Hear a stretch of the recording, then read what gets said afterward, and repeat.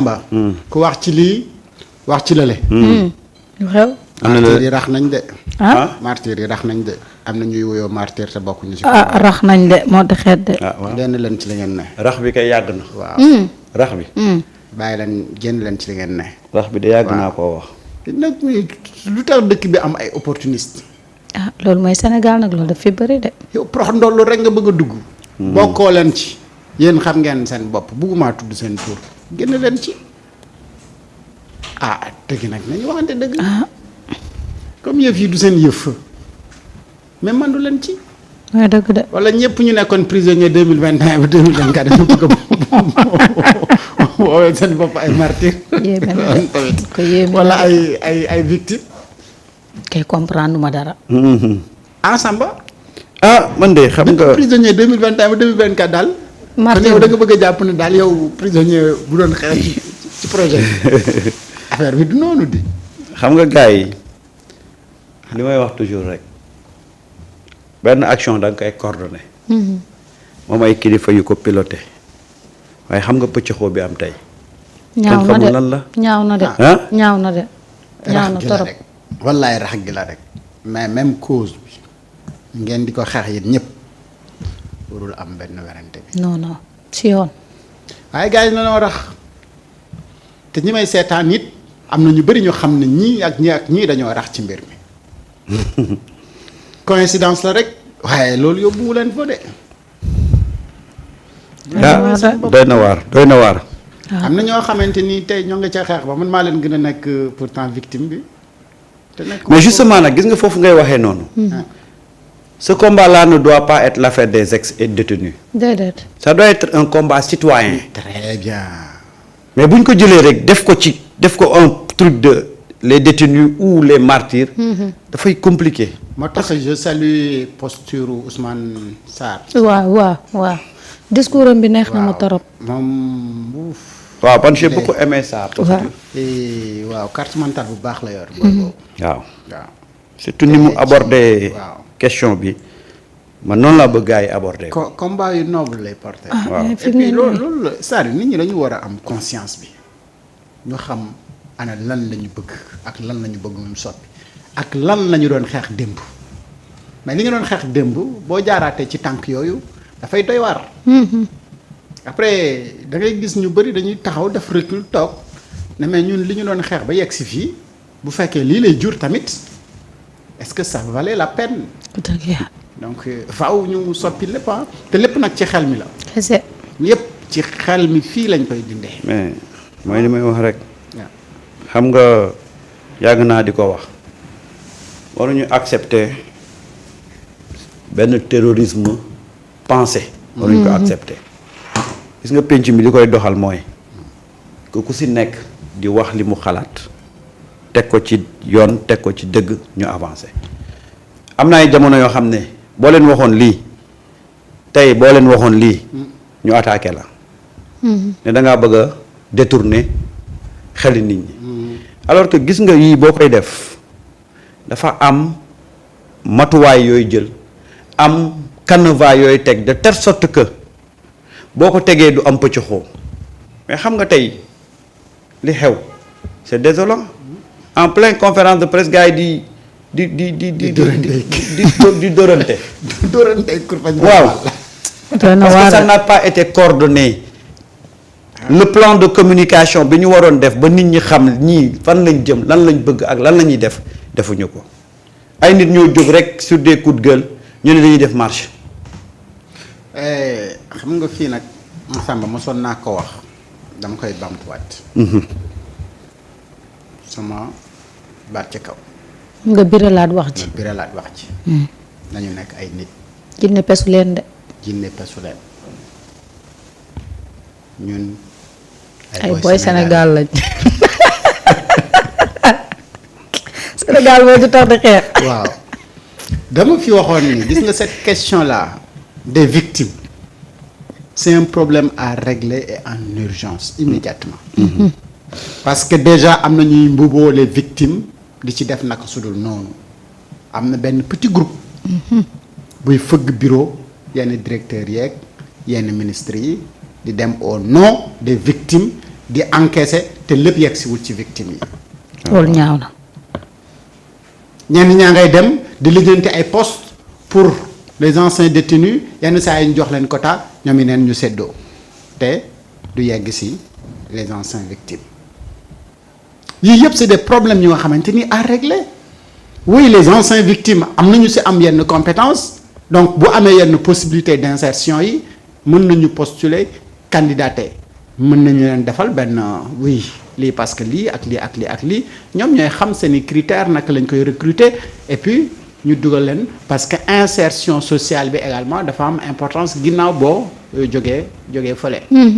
donc dans cette politique là mën nañu dugg ci foofu waaye dem ba nga xamante ni ay nit ñoom ñoo koy mbuboo di wër di fëgg di lijjanti seen bopp di encaisse dugal seen poste loolu c'est un problème beneen bi mooy rax bi nga xamante ni gaañ rax nañ leen ko mais nañu def affaire bi xam ñana ak ñan ñen ñoo bokk ñen ñoo bokkul am nañ seen collectif defar nañ seen plateforme am nañu ay mbir yu ñu def mais nañ ko organiser. Ils se connaissent tous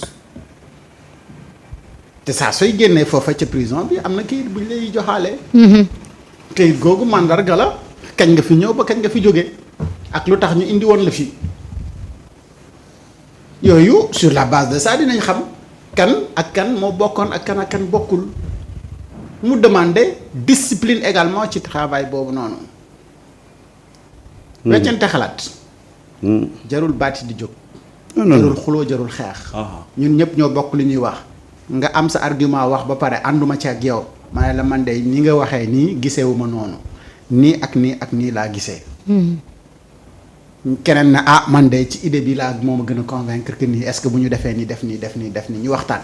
dañu war a def conférence de presse prise de parole yi nan lay demee ak yan question la ñuy aborder diw waxal ci lii ak lii diw waxal ci lii ak lii diw waxal ci lii ak lii bu fekkee am nañ lu ñu fàtte nag ñu ne diw yow recenser les discours ak yooyu bu am lu ñu fàtte en termes de lii nga jël pour wax ne tel point ici yu ñu fàtte la bokk donc yooyu gars yi bëggoon nañ ci wax mais sûrement dañ ko nangam sangam ñu organiser seen communication ñu xool ñi nga xamante ni mën nga gën a ëpp xalaat ñëpp mais yàlla mën naa def yow doo fasaaxa c'est-à-dire sa làmmiñ boo waxee gaa ñi dégg-dégg bi dañ ci wax am na koo xamante ni peut-être amul benn xalaat de mais nettali moo ko dàq ñëpp.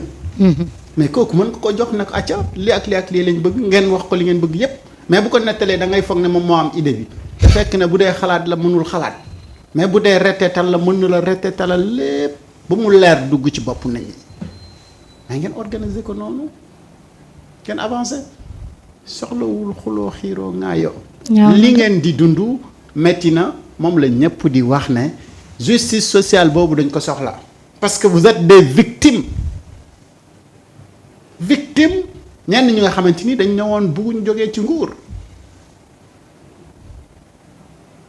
et donc injustice boobu ñu teg leen dañ ko war a réparer loolu ñun ñëpp on est d'accord mais bëgg ñu régler sa injustice mais doo ko def yow it ci indiscipline parce que saa soo nekkee ci indiscipline mooy yaa ngi xëtt charte wu réew mi maanaam yaa ngi def lu nga xamante ni yoon santaane wu ko donc ñun ñëpp nañu ci jàpp xam nga loolu man dama ko yàgg a wax gis nga ce combat là bi ñuy mëne c'est un combat pour tous les citoyens épris de justice tous les citoyens mais dama ne du combat contre quelqu'un wala combat pour quelqu'un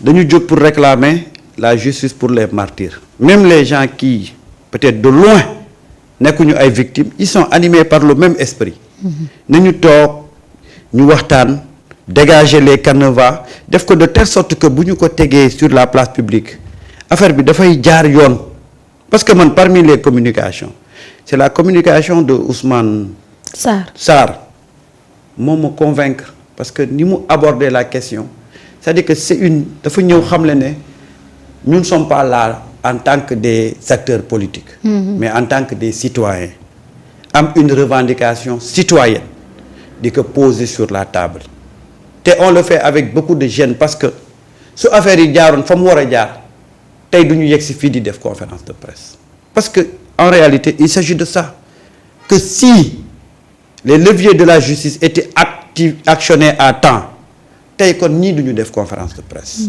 donc gis nga esprit bi muy expliquer ñoom li waral ñuy marche que ñoom kat c'est avec beaucoup de peine parce que tey ñi ñu gunge ànd ak ñoom ba yegsi ci pouvoir bi ñooñu la ñu war a demaat ne leen justice pour les martyrs alors que ñu amoon yaqin ne bu ñu yegsee rek loolu dafay njëkk a nekk seen préoccupation mais ci biir organisation bi il faut voir kan la combat bi animé ak kan moo ñëw pour yëfi tappale parce que une fois encore dama ko wax fii depuis un mois ma ne leen dafa am ñoo xam ne dañu dugg ci coow li pour des orientations inavouées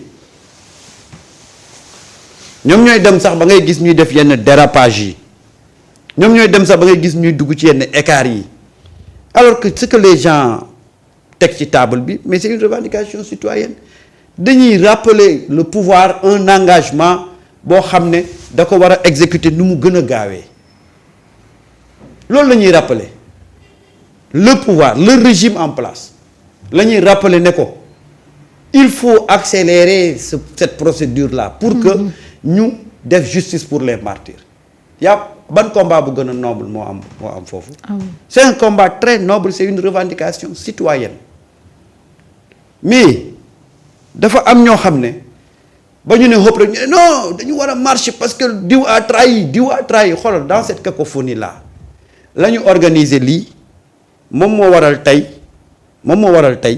ñu dem conférence de presse di ko def te harmoniser wuñ les positions parce que bu ñu jëloon seen temps organiser ko définir comme ni ko toog waxee les canevas définir les orateurs tey bu ñu toogee du am benn couac parce que li ñuy wax ñëpp ci ànd ak ñoom li ñuy kaas ñëpp ci ànd ak ñoom mais nee naa leen ce n'est pas dans l'euphorie ce n'est pas dans une attitude de vent en guerre que la ñuy poser ces revendications là c'est une revendication citoyenne nañu coordonner ak ñi ñu war a coordonner waxtaan ñi ñu war a waxtaanal ñu définir les canevas définir les orateurs parce que tey bu ñu jubooyee ci kàddu mais même bu fekkee ne benn nit mooy wax mais il va parler pour tout le monde parce que l'important ce n'est pas benn nit wala ñaari nit wax l'important xam nga mooy lan que bu ñu waree def rassemblement que ñu am une mobilisation et que leur voix soit entendue par les autorités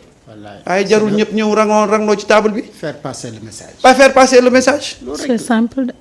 amul leneen yónnee message waaw amul jot yàkkamti man maay bës envoi wala dooma bës envoi bind ngeen message bi ba noppi kay waaw na bës envoi rek jeex na ci koy réceptionné ko moo léegi gën nag de parce que avec ça moom mu décrypter message bi xam ne voilà le message comment envoyer pour rappel xam nga njëkkoon nañ fi annoncé seen mars après Ousmane Sonko recevoir leen nuitamment waxtaan ak ñoom ñu delluwaat ci ginnaaw quelque temps après si la Ousmane Sonko def sortiram boobu di wax ne moom tamit am na mbir nu muy doxee nu nga xamante ni moom en tant que premier ministre moom ak ñoom ñoo ci yem parce que am na nu mu bëgg mu bare mais barewul c'est-à-dire xam leen ne leen politiquement tagewul ci ñun woy politique yi tout à fait waaye dafa am beneen niveau bu nga xamante ni beneen pouvoir la bu nga xamante ni bëgguñu ñun di dox ni gaa ña le doon doxee ñëw di heurter waa ji c'est-à-dire di la jiital ba pare di la fakastal duñ ko def waay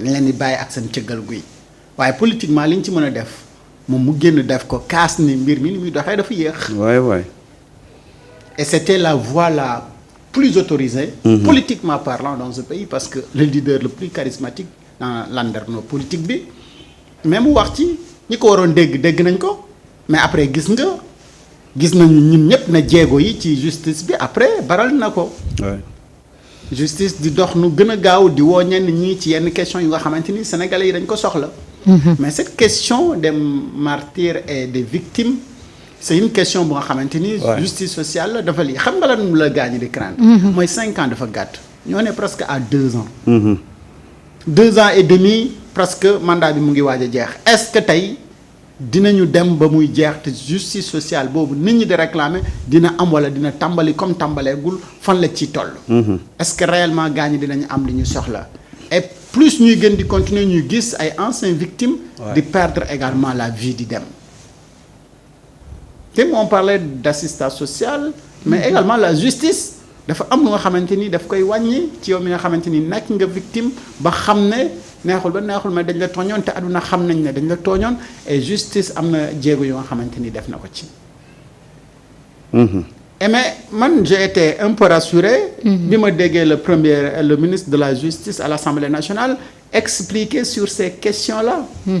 lu ñu bëgg a def la mais dañu bëgg ñu def ko ci anam yi mu gën a rafetee ni mu gën a baaxee ba nga xamante ni suba kenn du retourner di ñu dut baaraam tuuma ne fii ak fii dafa am ay vices de procédure fii ak fii respecté wu leen lii fii ak fii xam nga waxkat yi ci penc mi dañoo bëri. te ñuy wax ne ay défenseurs des droits de l'homme lañ moom kenn xamul yan homme la ñuy défendre. parce que am na ay hommes yu nga xamante ni boo leen laalee ñu ne seen droit. am na ay hommes yu nga xamante ni boo bafuyee seen droit ñoom ñu ne cel. te ñooñu ngir bañ lu ñu wax dafa am nu nga xamante ni noonu it faaw nga càmbar ko ba xam ne nii ak nii ak nii les soi-disant l'homiste les droits de l'homiste ak ñoom seen ñooñu du ñu am ndax suba ginnaaw suba bu la dara bett boo jotee tiwitu Baye Aline. ah waaw. waaw parce que lii ñoom ñoo ko may. yu mel nii moom bu amee rek daf naan ëpp ballon bi tëb na xaalar rebond mu tëb capté ko. mais nag. dóor benn tweet am na benn waa ji jaañ seen naa mu tweeté sànq mais jotuma ko lire xaw ma sax mais seen naa daal notification am. gis nga topp moo tax des fois.